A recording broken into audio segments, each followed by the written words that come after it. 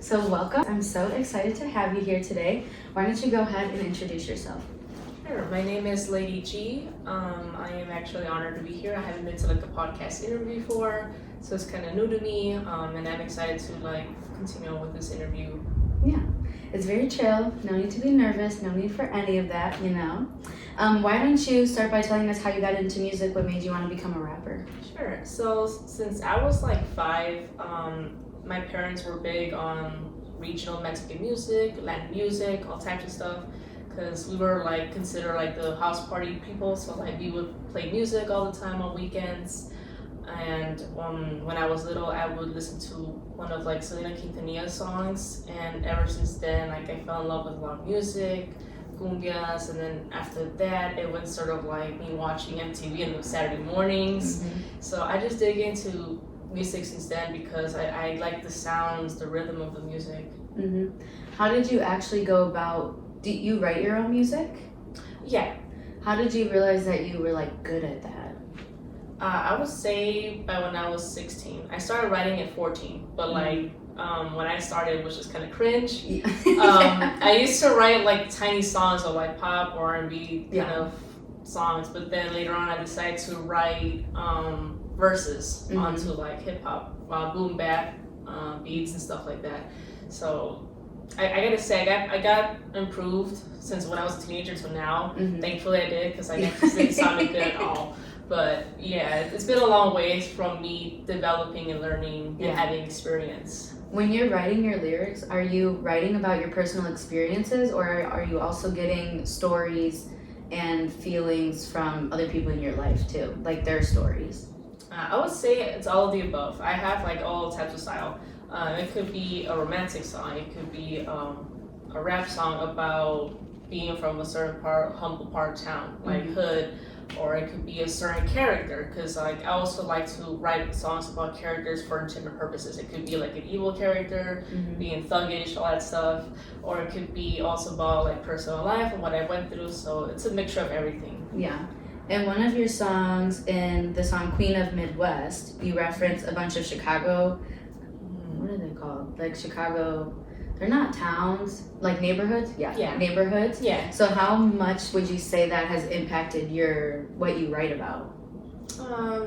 I would say a lot due to the fact because that's who I am. That's where I'm from. I was raised in Cicero, but I'm more considered out west. And basically out west is Little Village, Lawndale, Tilson. So the neighborhood I grew up with the most is Little Village in Cicero. So I was raised in humble areas, because they're also not kind of safe areas, but I grew up somewhere on that area. So I decided to name myself, it's more like a nickname for me, to people that couldn't recognize me as Queen of the Midwest, because Queen as in being a person being confident and as someone that worked hard to gain that title. So and then Midwest being our coast. Yeah, I really like the Queen of Midwest. Thank you. I appreciate that. Yeah, I feel I have it. Because some people, they make names that are close to other artist names, but I feel that one is actually original, you know?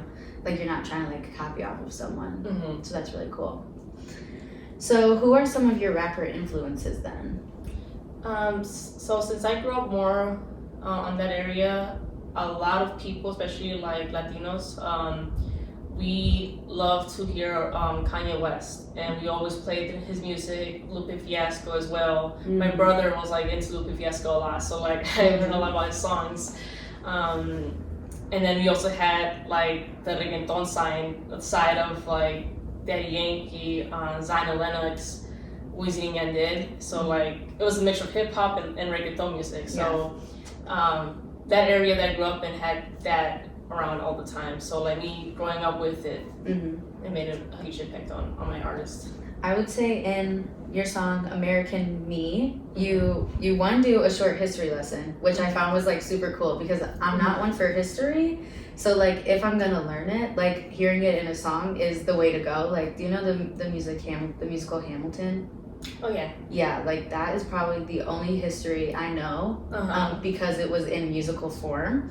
But anyways, so I liked how you did the short history lesson within one of your verses, and then I also really enjoyed hearing you rap between English and Spanish. Like that was like so cool to me. So do you incorporate Spanish a lot in your music?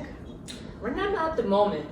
That's more like a little side there. Like I said, I have all types of styles. Could be that also included. But I mean, it could be a situation where I could make a project that it could be like a full-blown Spanish rap album. That could happen too. Yeah. So I mean, I could also include it whenever it's like a good time to put it out. So for your creative process, where do you find it best to actually write your lyrics? Do you have a space in your house? Do you like to travel somewhere? What is that process like? Well, I'm a person that enjoys a lot of nature, so like I like to go to parks and like especially around like the downtown area, like in the city. Also the streets I could walk there, parks in the neighborhoods of Chicago, because like you have the skyline there. It's like a certain park where it has like a nice hill and you can see the skyline. And I usually like to just sit there for a little bit, and then for some reason that's where I get like more inspired to write down something. So I always have my phone with me, get the notepad out there and write something down. Yeah. So basically exercise also with it, because obviously you're walking around. Reading also helps a lot. Every time I get like a writer's block, I tend to read like a really good chapter book, and like I just get words coming up. So those two help a lot. That's interesting. I feel like reading would actually distract. I can't write. Like that's not my thing at all. But I feel like reading would distract me. I would want to do something away from words if I'm trying to think of words. Yeah. Wow. Is there a certain type of genre that you're reading? I enjoy reading mystery, some romance sometimes, but mainly mystery books, because like it gives you also stories that I could also turn into songs at the same time. Yeah, nice. Do you ever freestyle when you go in to record? Can you freestyle? Not too well at the moment, but like I'm practicing though. Thankfully, my boyfriend Eric, like he actually is helping me like to do that. For some reason I think better to write down than freestyle, but I'm willing to learn and practice. Yeah. Freestyling is amazing. Like when people do it, I'm just like, how are you thinking of words like that quick? Like it takes me a minute to talk, but I couldn't even imagine being able to talk that fast and make it sound good. And then when they throw in like really good, not puns, but really good like lines that hit, I'm just like, oh my God, that's like insane, you know? Exactly, yeah. Yeah. So you also have a record label. Why don't you tell us a little bit about that? Sure. So the record label is called C Cartel. It has a nice meaning to it. It's a dedication to my grandparents. My grandfather passed away in 2021. I never met my grandmother, but I heard stories about how she was a very powerful woman, as in like she went through a lot, but like for some reason she always managed to find a way out of like the struggle. And both of them had the example of having a business. So like my grandfather would have a farm, my grandmother would sell cheese by hand, so like it was homemade cheese. So I dedicate that to them, because like even though I didn't know my grandmother, I learned a history about her, how she always like fought against life and always worked hard for it. Same thing with my grandfather, and he knew my career. He's like, I feel like you should really do it because I see the potential in you. I've heard your music. He also loved the song American Me. He's like, I'm glad that you represent your people, your culture, and how you're real with it. Yeah. And not like a complete fake artist. Yeah. No, that one was a good song. I really like, what was it? One Last Advice and Misdemeanor. Yeah. Misdemeanor, yeah. Yeah. I was like, is it like the Tik Toc trend right now, like very demure. I was about to say that, and I was like, that's not right. Misdemeanor. Yeah, I like those ones. Yeah, people confuse it with Mr. Demeanor, like the whole court thing, I think it's called. Yeah. People confuse it with that. I'm like, no, it means miss, like, like miss being like ma'am, and demeanor, so like. Yeah, that one's a good one. Yeah. Nice. So what is your goal for your record label? I did said something about how I really would like to have the level of like me helping other artists. Like I could sign them for certain deals and like have them distribute their music under my name. So because I always like to help out other people, and it could be any artist. Like my record label could be considered funky because it could be an artist that could sign that is like a reggaeton artist, or it could be an R&B, a pop artist. It could also be like an Afrobeat artist. Like I want to sign internationally artists into my label and make it expanding. Mm-hmm. So that's basically my goal. Are there any genres that you haven't personally got into right now that you would like to get into? The reggaeton, because I've seen like a lot of artists like Becky G, mm-hmm. Karol G also, like they're really good on that. So like I've seen some artists do, like Cardi B also like comes out in some like Latin songs. Mm-hmm. So like I mean I would like to do that in the future. Yeah. Mm-hmm. Do you produce music? I produced American Me. That's like the only song I produced. Okay. For the American Me, I used a lot of loops through the garage bands. Mm-hmm.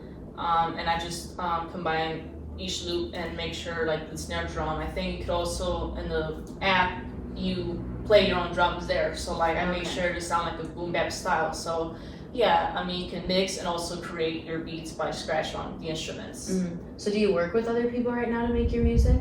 Yes, I do. I have one. He's actually from Serbia. He's all in the Czech Republic. Yeah. We've been working together for 4 years, actually. Oh, wow. Yes, we started working during the pandemic, and we actually video chat, and it was kind of difficult because over there is 7 hours ahead. Oh, okay. So I would have to get up early morning to meet up like when it's afternoon over there. So, yeah. But we managed to work it out, and I even told him my vision. I'm like, I want to give the example to people that no matter where everybody's from, like you get to connect with each other, and like we can give the people an example that even though you're far, we still managed to work something out and give you guys like a really good song. How did you meet him? Social media. So I found him out in 2017 actually. So I was still in high school, and I found out his page. He made a lot of like Tupac styles beats, Biggie, all that like West Coast type of funk beats that he had.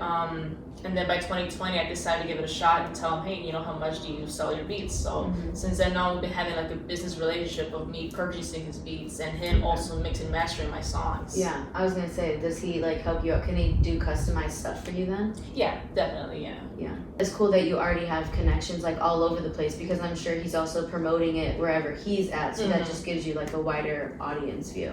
Oh yeah, definitely, yeah. Yeah, that's really cool. I'll also be tagging all of your stuff in my like YouTube thing, so they'll obviously be able to find you, so that just gives you more listeners, you know? I would appreciate that. Nice.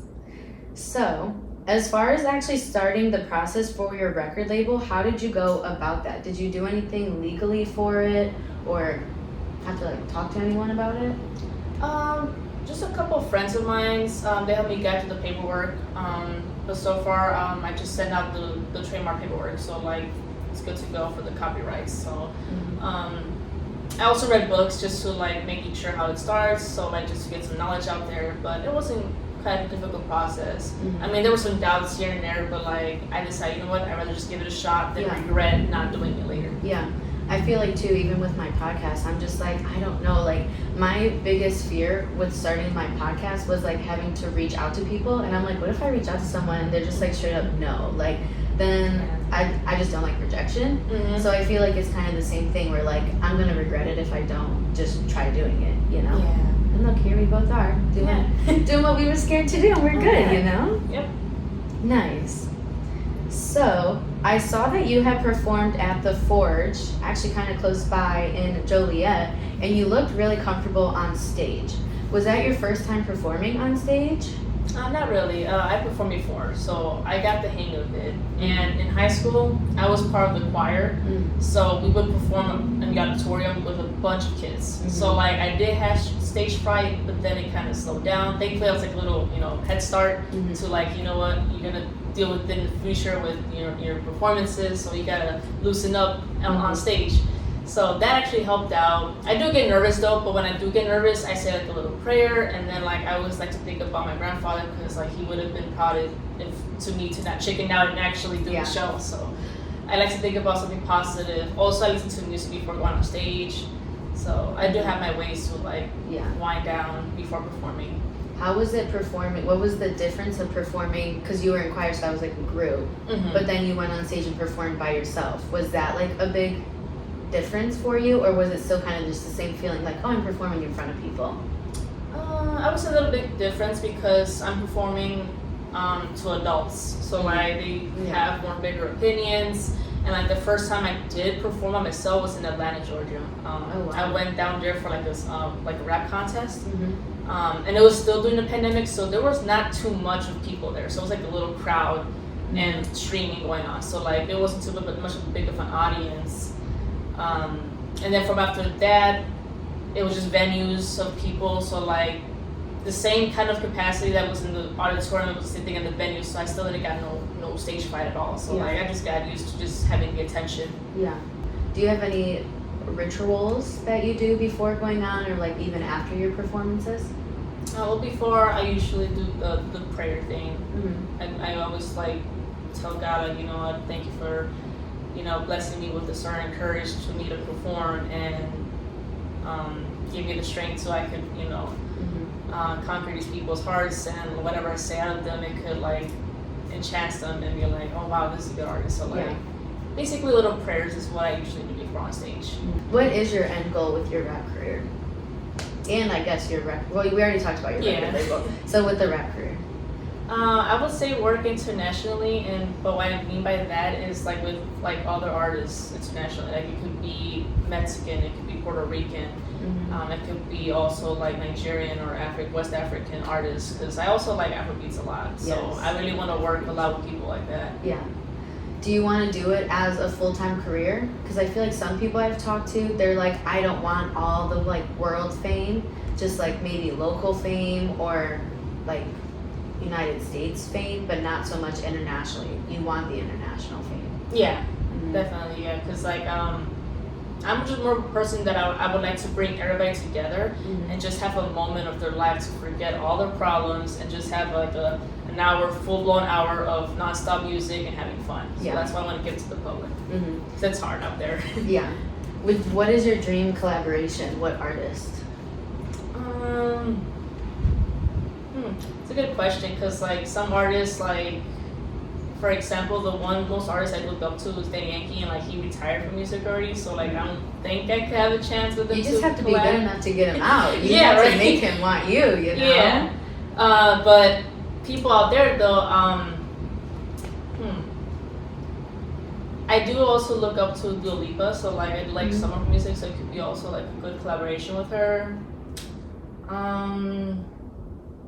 I could maybe see myself a little bit in J. Cole, because I also grew up with J. Cole, so Nice. Possibly Nicki Minaj also. I could work with her as well. Yeah, I feel like you named a lot of people in different genres too, so you're not even like limiting yourself with collaborations. You know? Oh yeah, definitely. Yeah, that's really cool. What has been the best advice you've gotten since starting your rap career?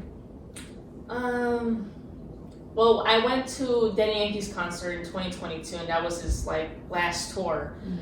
So the reason why I said him is because I feel like the advice he gave during his performance, I think it was like a section where like he was talking to the crowd, and he was talking about how that there's people out there with the same hopes and dreams of their career, and he's like, it could be a doctor, it could be a lawyer. And he's like, oh hey, it could be also an artist. So like when he said artist, I like it literally like I was like happy, like yeah, he mentioned like people like me.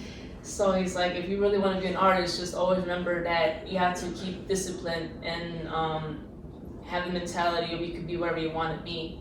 So he's like, with a lot of discipline and a lot of strength work, you will get to make it out there. Yeah. And like he's like, tomorrow could be your future. If you start now, who knows, tomorrow it could be something different, or tomorrow it could be the day where it changes.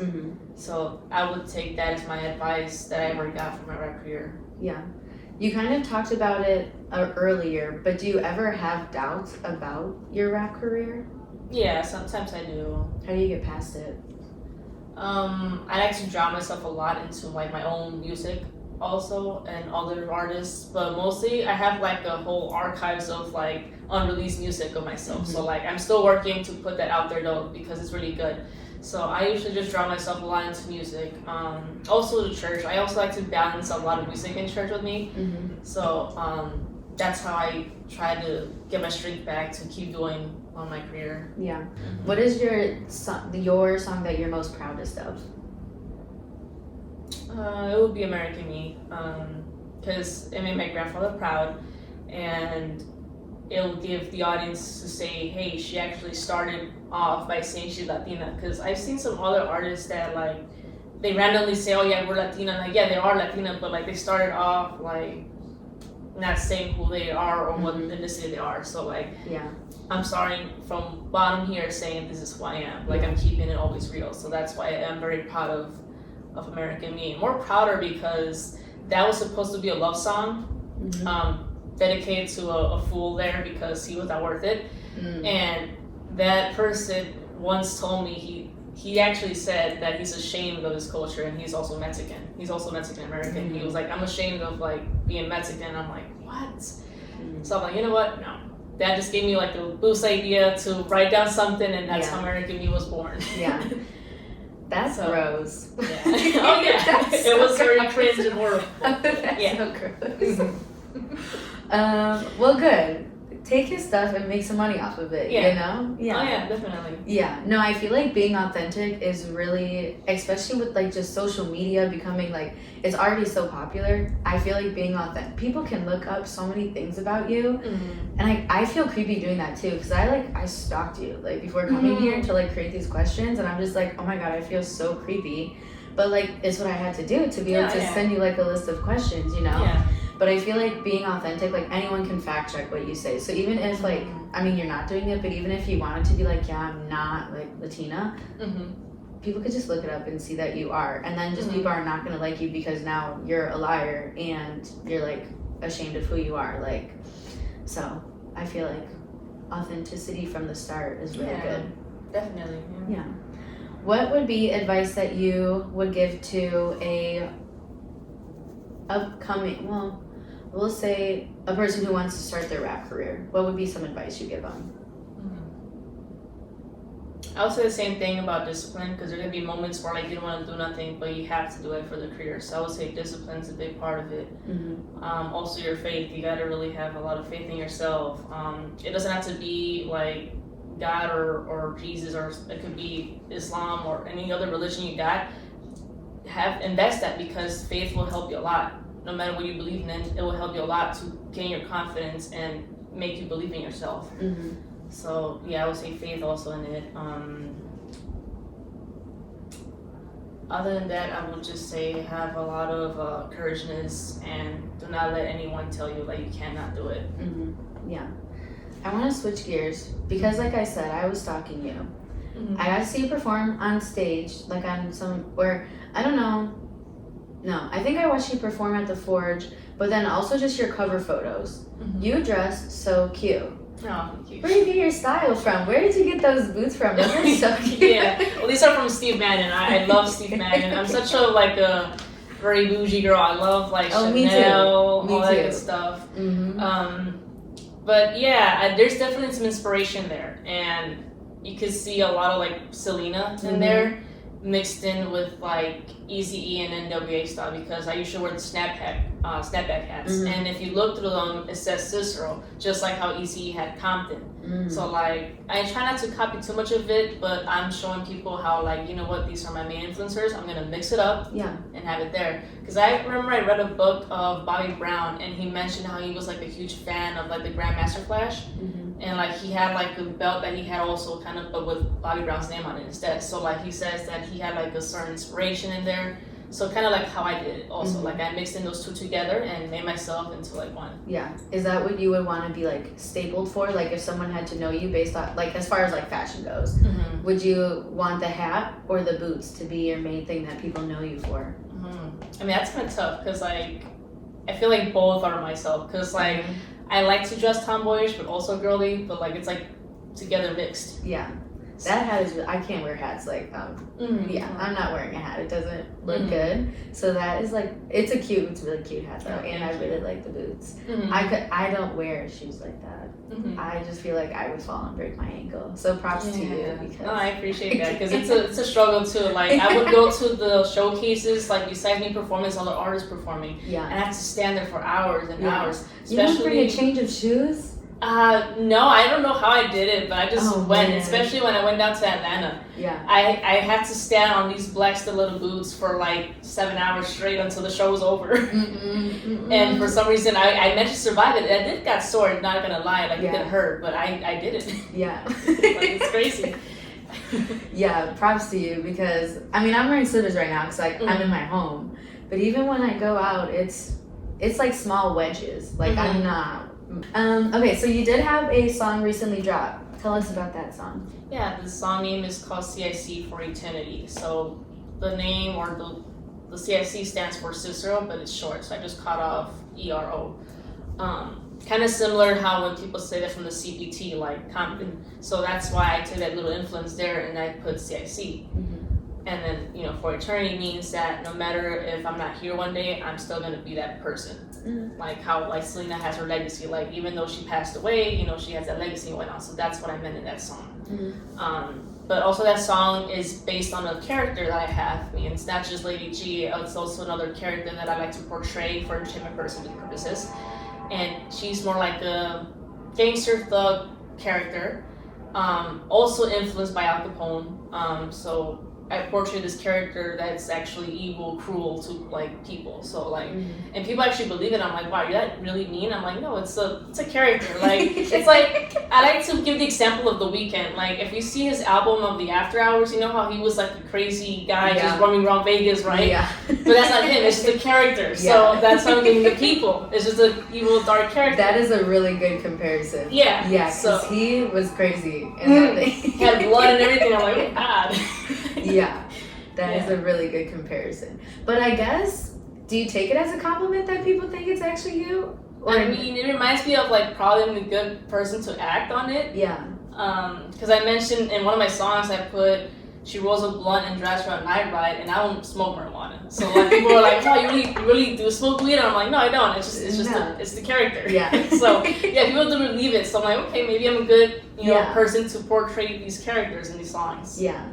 I feel like if it's like a bad person, it's not good that you can portray it because they might think that that's actually you. Yeah. But like on the flip side, it just means that you are that diverse, you know? So that is cool.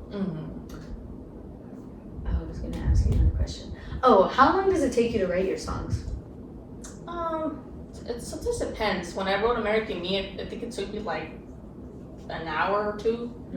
Because that day I did invest it after that whole situation with my ex I had. I invested a lot of time on music. So sometimes it may take a couple of days, not much later than that, but usually like a day or two or some hours depending on the song. Yeah. Let me pull up. There was one song that I really liked the lyrics for, and it was in, oh my goodness. It was in One Last Advice. And you say, this made me laugh, like when I heard it, like I actually laughed out loud. And it was like, do you want me to review your lies? 1, I'll be there for you. I was like, oh my God, that's crazy. And then it was 2, we will be together forever. And I was like, why is that so true though? Because like men love saying that. And then they had like no intentions of meaning it. Like, so I really enjoyed that. Yeah. And like I said, I really like Misdemeanor too. I like it's in the chorus. I can't remember the words right now because I didn't write them down. But it was in the chorus. And I really like the way you speak faster, you like rap faster. Yeah, it's like misdemeanor, you can't stop her, won't stop me, queen of the Midwest, you know I do it best. So yeah, I like that. And I repeat it again. Yeah, I really like those songs too. So, yeah. As far as the questions that I had, that is all of them. Do you have anything you want to talk about that I haven't asked you about? From what I said though before, like I think you already know the rappers I look up to a lot. It's like mainly like Midwest rappers and also like Latino artists as well. So I think where it started to like be more bigger on like, okay, I want to be this like for my career was when I was literally like a child, because like for me to invest myself for music is due to the fact how I like how you could enchant crowds and you could have crowds listen to you, and that's what I always wanted to be to do. Like I want people to hear my story and hear me out, because like at the same time when I was a little girl, like I was kind of like by myself, so like I just want the attention. I want people to know me and like give them also entertainment. So As a child, I always wanted that. Yeah. I feel like when people are actually genuine about making the world better, they have a better chance of actually making it happen. You know, instead of people who are like fake nice. Yeah. So I wish you the best. Oh yeah, I appreciate that a lot. Yeah. Same with your podcast too. Thank you. Yeah. I definitely listen to your music. So if you see your views going up on, I think, I listen to it on YouTube because you have it on. Oh yeah, why don't you tell everyone where they can find you before? YouTube. It's basically Lady G with the exclamation point. Also Spotify. I think I'm also on Deezer, Pandora as well. Also, because my distributor's DistroKid, and like they managed to have all of them available. Even Apple Music has me in there. So. Oh, you're on Apple Music? Yeah, Apple Music as well. Ooh, good, because I've been going to YouTube to just like listen to it like randomly. But if you're in Apple Music, then I could add your songs to my playlist. Yeah. Some people come up to me saying how Lady Gaga comes out, and I'm like, oh, that is true. That is true. I was typing Lady G. I type in Lady G Chicago, and then I found you. And then I come out there because I'm the only one from there. So. Yeah. So Lady G Chicago. If you don't find it just based off of Lady G, that's how you. Do not include the AGA like Lady No, Gaga. yeah, no aga, no aga. Exactly. Perfect. Well, thank you so much for coming over and spending some time talking about your rapping experience. Yeah, you're welcome. Yeah. Appreciate that a lot. Thank you for watching this episode of the Chit Chat. Please give this video a thumbs up and subscribe to my channel. I hope you enjoyed our chat and will stick around for my next interview. Until then, remember, be happy and be chill.